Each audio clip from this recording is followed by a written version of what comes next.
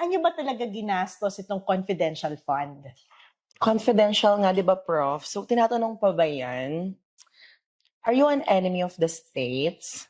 My enemy is your enemy, is my enemy. Ang kontra sa confidential funds ay kontra sa kapayapaan. Char.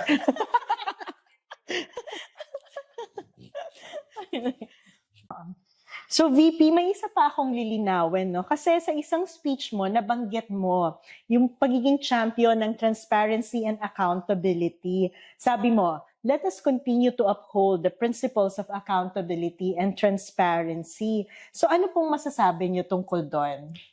Sinabi ko ba yun?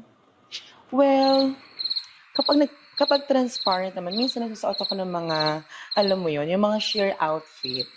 Well, basta marunong ka mag-count, yun na yun, accountability na tingin. Sa tingin ko, ayun, accountability, basta marunong ka mag-count. In fact, yung kontra sa confidential fund ko ay kontra din sa kapayapaan. Kaya nga nung tinanggal ako ng 650 million is nawala na yung unit team, di ba? Nawala ba ng kapayapaan sa unit team? Nawala na yung kapayapaan sa unit team, nawala na rin ang unit team.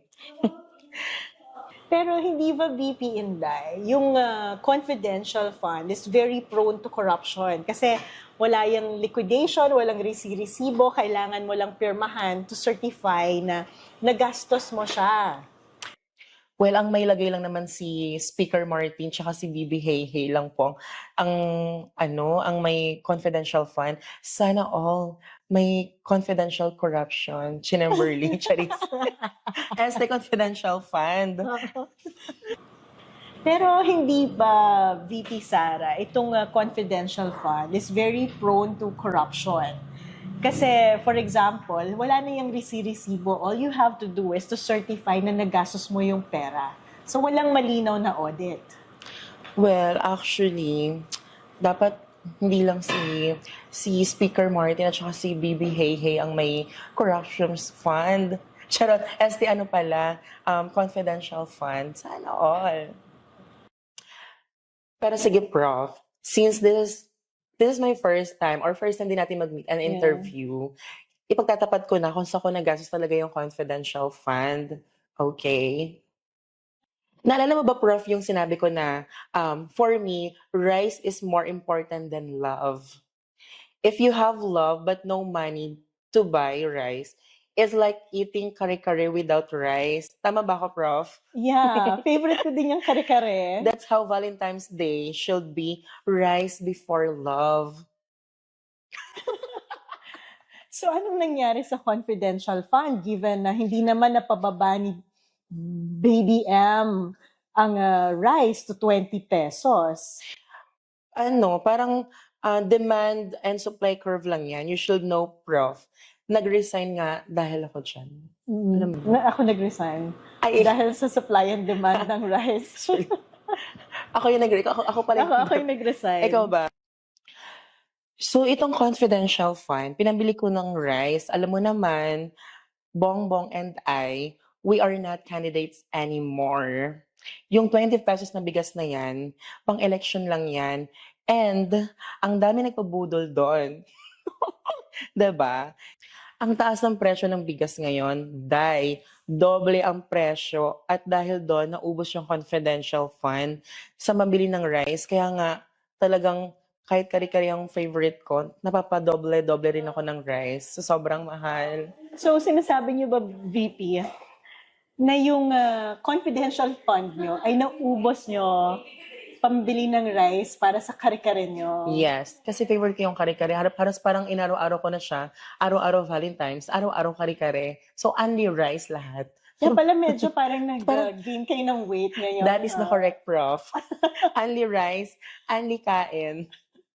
Only confidential fund. That is the correct. VP Inday, yung next question ko naman po, sa pagiging DepEd Secretary nyo, ano po yung comment nyo sa pagkaka-appoint nyo? I felt guilty kasi isa ako sa nag-cause ng stress bilang secretary. Pa-sexy lang talaga ng pa-sexy, pero napapa-only rice ako kaya tumataba ako. Just kidding aside. So, VP Inday, dun po sa pagiging DepEd Secretary nyo nung inappoint kayo ni PBBM, ano po ang masasabi nyo doon? Well, actually, I felt guilty that time kasi nga, wala naman akong kakayanahang maging DepEd Secretary. Ano pa namang alam ko dyan, diba? Siyempre nga, that time, unit team kami. So, siyempre, nilagay niya ako sa position na yon. But, nung tinanggalan niya ako ng confidential fund, di wala na din. Wala na rin. Parang nag-separate na rin kung ano yung mga bagay na dapat alisin na din. And Prof, let me quote what I said in my speech when the Matatag curriculum was launched. Wait, ito yung speech ko. Kasi naman, lagi ako makakalimutin. Kailangan ko ng speech. Dahil I did not come from the education sector, I do not have an education background, and I cannot review what they are doing. And I rarely on their expertise and all the stakeholders. Pero dahil may unity nga that time, may unity pa tayo nun. Pero nga nung natanggalan na nung natanggal na yung unity, kasi nga medyo di na kami okay, right? Yeah, So, nawala yung confidential fund Tinanggalan ako mo. ng confidential po, Prof. Kaya wala nang unit team. Wala na rin kapayapaan. Wala nang kapayapaan. Okay.